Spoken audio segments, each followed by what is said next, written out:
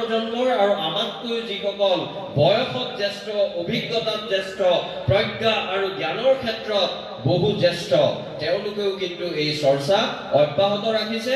আৰু এইটো কেৱল অসমীয়া ভাষাৰ মাজত এটা বিক্ষিপ্ত ঘটনা হৈ থকা নাই, এইটো বিয়পি পৰিছে পৃথিৱীৰ আন আন ভাষাৰ দৰে অসমৰ প্ৰায়বোৰ মানুহৰ, প্ৰায়বোৰ বয়সৰ মানুহৰ মাজত সেই চৰ্চা অব্যাহত ৰাখিছে।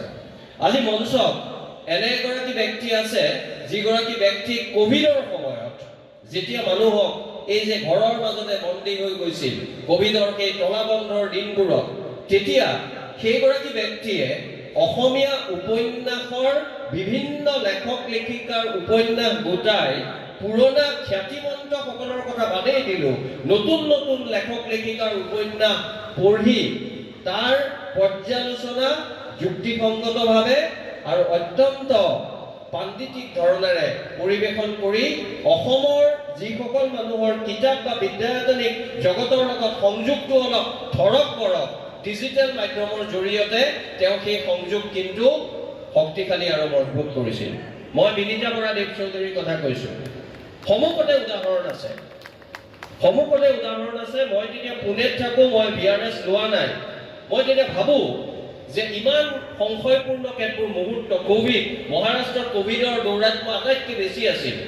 তেনে সময়ত কেতিয়াবা কেতিয়াবা অসমীয়া নতুন প্ৰজন্মৰ লগতে মনেৰে নতুন প্ৰজন্ম, কিন্তু সেই সময়ত হয়তো অভিজ্ঞতাৰে নতুন প্ৰজন্ম নহয়, তেনে মানুহে যেতিয়া সাহস দিয়ে, তেনে মানুহে তেতিয়া এই মাধ্যমটোৰ জৰিয়তে ইয়াৰ মাজত লুকাই থকা সম্ভাৱনীয়তাৰ কথা আমি লিৰিকি বিদাৰি চাবলৈ, অনুধাৱন কৰিবলৈ, উপলব্ধি কৰিবলৈ আমি আচলতে সাহস পাওঁ, আমি সুবিধা পাওঁ।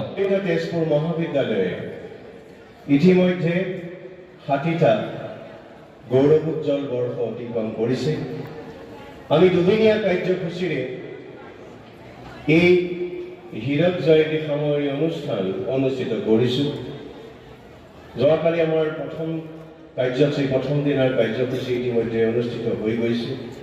প্ৰথম দিনাৰ কাৰ্যসূচী প্ৰথম কথা, এটা গুৰুত্বপূৰ্ণ বিষয়, এখন গুৰুত্বপূৰ্ণ মহাবিদ্যালয় হীৰক জয়ন্তী সামৰণি অনুষ্ঠানত ডিজিটেল মাধ্যমত নতুন প্ৰজন্মৰ সাহিত্য চৰ্চাৰ বিষয়ে মোক ক'বলৈ আমন্ত্ৰণ কৰিলে। মই ধন্য হ'লোঁ। তেজপুৰলৈ আহি সদায় ভাল লাগে। অসমৰ সাংস্কৃতিক অনুৰণন যিখন ঠাইত সততে আৰু সেইখনত মই নতুন প্ৰজন্মই যিখিনি চৰ্চা কৰিছে, আমাৰ প্ৰজন্মৰ মানুহে এই ক্ষেত্ৰত সহায় কৰিছে আৰু লগতে যিবোৰ বেয়া প্ৰৱণতা আমাৰ প্ৰজন্মৰ মানুহৰ পৰা সামাজিক মাধ্যমৰ জৰিয়তে আমি সমাজখনত এৰি দিয়া দেখিছোঁ, বিয়পাই দিয়া দেখিছোঁ, সেইখিনিৰ প্ৰতিবাদ কৰি বা সেইখিনি কথা যে নিৰ্মূল হ'ব লাগে, তাৰ গুৰুত্বৰ কথাটো